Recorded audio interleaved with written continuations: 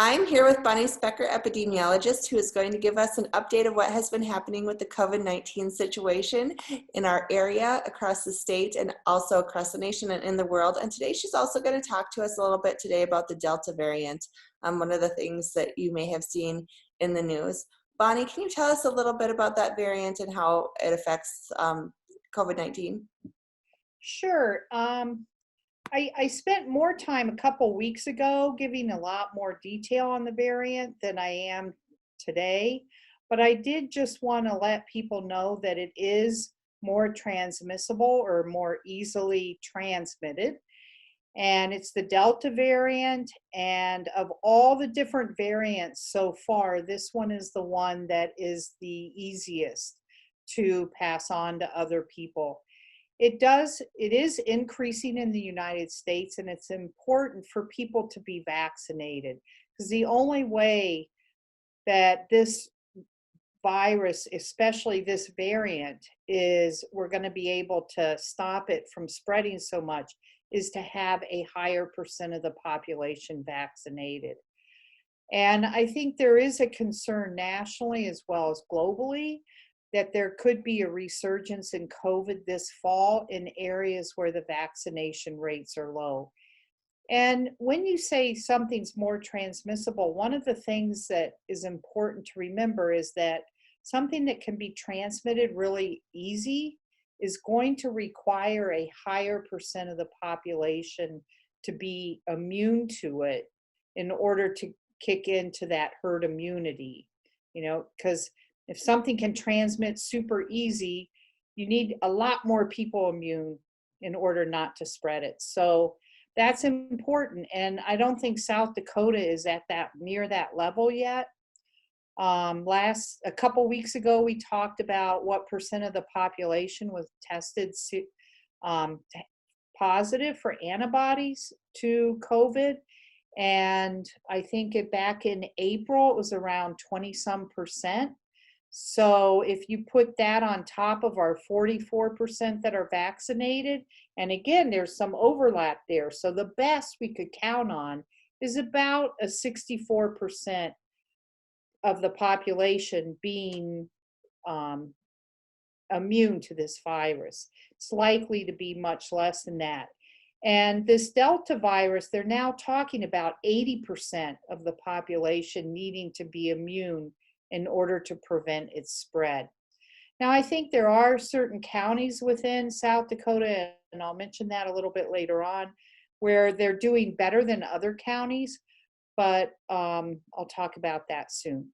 Right now, South Dakota is ranked 24th out of 50 states, so we're right smack in the middle.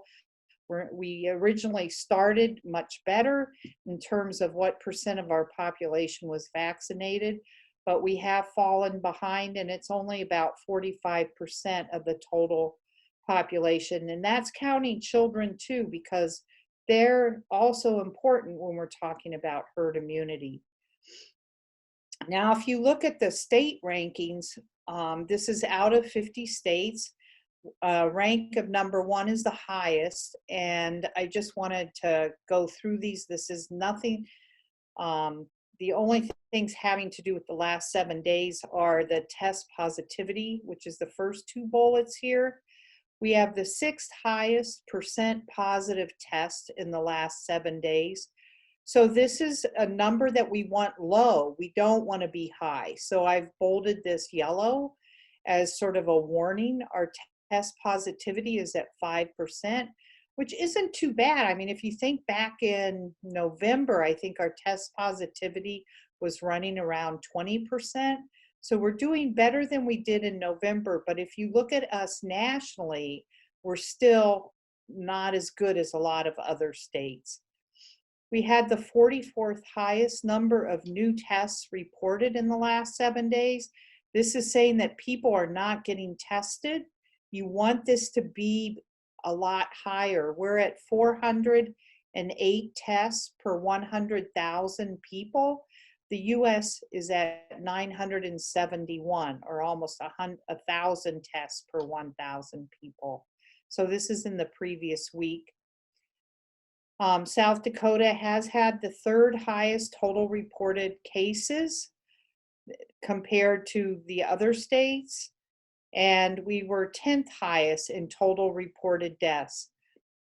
I know last weekend at the Kite Festival, we were talking about this, and I did get that flipped around. So if that person's watching this video, it was flipped. We're the third highest in cases and the 10th highest in reported deaths. As I mentioned, we're the 24th highest number of fully vaccinated. I didn't bold this because we're right in the middle there. It would be nice to be, a lot higher, be maybe number one in that area, but it's not a red flag, or at least not 49th in the country. If you look at the counties, you can see that the last 7 days in South Dakota, it's been very few cases. And this is almost not even worth putting up right now because we are at a very low point, which is great. Beadle County has had no cases in the last 2 weeks. And this is just for the last 7 days, but the Department of Health categorizes minimal, moderate, and substantial spread using 2 weeks worth of data.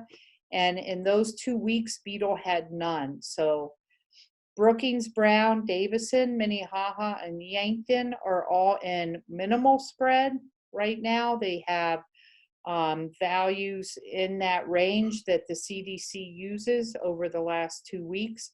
Coddington, Hughes, Lawrence, and Pennington are in moderate spread. If you look at total cases since the beginning of the pandemic, Brookings is in second.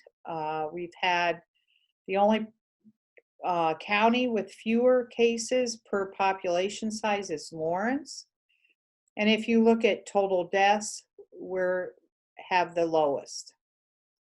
If you look at the percent of the population that have received at least one vaccine, Brookings is still counted in, we're at 7th place. We really should try to improve on that.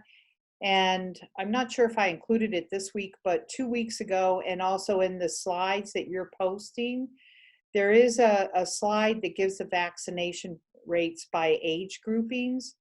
And we are not doing as well as the rest of the state in that 18 to 24 year age group. So, the young adults, we really need to get a higher percent of them vaccinated. But one thing to point out here is this one, Pennington County, has the lowest vaccination rate. It only has close to 35% of the population that's vaccinated. So keep that in mind, and I'll talk about this later. I found in the New York Times an actual listing of the number of cases, and I don't know if this is just students or if it includes staff. Wasn't clear from the article, but it gave the top universities for each state and the number of cases, and that's shown here. And then I looked up the student enrollment to kind of adjust. I mean, we don't really want to be comparing SDSU number of cases to Mount Marty number of cases, because the total number of students is so different in those two colleges. But if you take the number of cases and divide it by the student enrollment to kind of adjust for the differences in university size, we come up with a percent of the student population that has tested positive. Again, I'm not sure this is just students, it could include staff. But what we see here is the highest is Augustana with about 18% of its students testing positive. The lowest is Dakota State. And I just was wondering off the top of my mind if that is, I always get the impression Dakota State has a lot of online courses. I'm not sure about that, but that might explain that low percentage. But you can see SDSU is pretty much right in the middle at 8.3%. Now, as far as what's happening, here we have Brookings And we are down in minimal spread, according to the Department of Health definition. And I just want to note that if you look at the total number of cases on the DOH website, we actually lost a case this past week. So we have a -1, and that's mainly due to a data correction on the DOH dashboard. So it's, not that we didn't, it's, you can think of it as a zero. They corrected the data, and we went from 4,235 cases last week down to 4,234. So they determined that one of the people that had gotten counted in Brookings actually belonged in a different county. And that happens all the time. And we can just see it a little bit easier now because the numbers are so small. And again, we're in minimal spread, which is great, way down there. If you look at the state last week had 86. This is as of yesterday, compared to 68 the week before. So a little bit of an increase. We're at 124,000 cases. And this is the cumulative number of hospitalizations. And I have mentioned this the last couple times, we have decreases. You shouldn't, because this is cumulative, this is the total number over time. And back in the end of May, according to the dashboard, we had 7,572 people that had been hospitalized. Right now, it's down to 6,877. So it just is continuing to drop. And the reason for that is that the Department of Health, now that things are a little bit slow, they're having time to go back through these data and double check everything.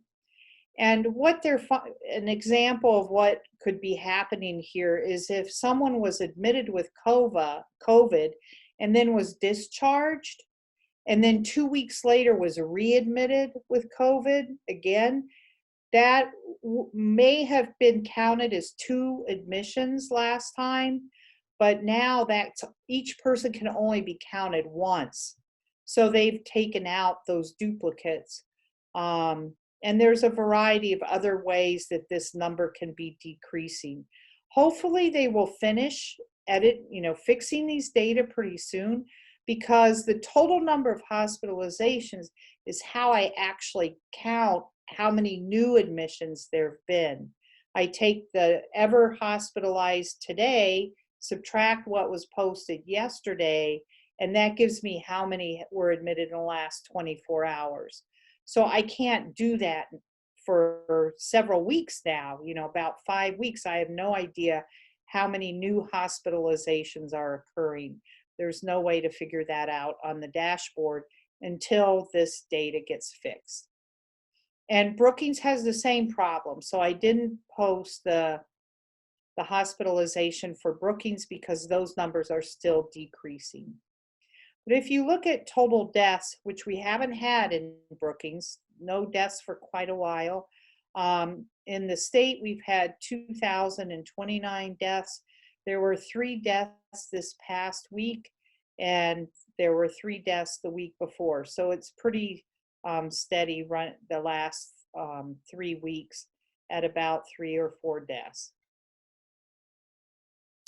Now, I had mentioned Pennington earlier and how they have such a low vaccination rate. These are the different counties, and this is the percent of the population that's received at least 1 vaccine. We have Hughes up here at the highest with 52% of their total population being vaccinated. Brookings is at 42. The state average is 41% across all the counties, and Pennington is at 35%. So this is a pretty low percent of the population. If you look at here, which is the cumulative cases per 100,000, Pennington is this orange line right here. So about 12,000 out of 100,000 people in Pennington, or 12%, right? If I take this and divide it by this, I come up with 12% of the population of Pennington has actually tested positive. So if you think that 12% and that 32% of vaccinated, or 35, and you add them, assuming they don't, no one got vaccinated that had COVID, the most is still very low percent. We're talking less than 50% of the people in Pennington are actually immune to this virus. So if that Delta virus got into a community like Pennington, it could spread very rapidly because there's a lot of susceptible people. So that's probably that could be what happens this fall, is that Delta virus might make its way into susceptible pockets of people and spread that through those pockets. Here's that slide. I had mentioned the percent of the population receiving at least one vaccine. And here's the one that we need to really worry about. We have these 18 to 24-year-olds in Brookings with this blue bar. Only 23% of them have been vaccinated. Statewide, that percent is 33%. You can see all the other age groups. Brookings is doing much better than the state, but these numbers are still quite low. Up here, we're doing really well in the older age groups. If you look at the United States, we've had 34 million cases. This has gone down a tad. This past week, we had 82,608 new cases compared to 109,319 cases the week before. So, we're down here. Hopefully we can stay here. And I just wanted to mention that Delta variant. The United States tends to follow the UK by about 5 weeks. So we're kind of like behind them. Our curves look very similar to theirs. We're just 5 weeks behind them. They are now having quite a dramatic increase because of that Delta variant. So we need to try to get ahead of this by getting people vaccinated. Just keep drilling that in. The number of deaths, we still have quite a substantial number of deaths each week in the United States, running about 2,000 to 2,500 a week the past 2 weeks. So we're not out of it, even though I feel sometimes like we're out of it when I get out, because nobody seems to, I don't know. I feel like I need to be out of it, so it's hard. Globally, we have about 178 million cases, 2.5 million cases this past week, compared to 2.6 the week before. So it's worldwide, it's still a big issue. If you look at deaths, this past week we had close to 60,000 deaths worldwide, compared to 75,000 the week before. So it is going down, but again, this is a large number of deaths per week. And the same slide for many weeks now. Just want people to think about others, think about your neighbors and be socially responsible. Get vaccinated if you're not, and encourage your family and friends too. So that's all for today. Well, thank you, Bonnie. For those of you that have been watching, if you would like to see the full list of slides, we update those every week on the website. So even though we are not doing a video every week, that data is still available to you weekly through the City of Brookings sd.gov/COVID link. Also, I can put that in the description here. If you have a question for Bonnie, feel free to email us to ask a question. That's still available to you. And until next week, have a great time.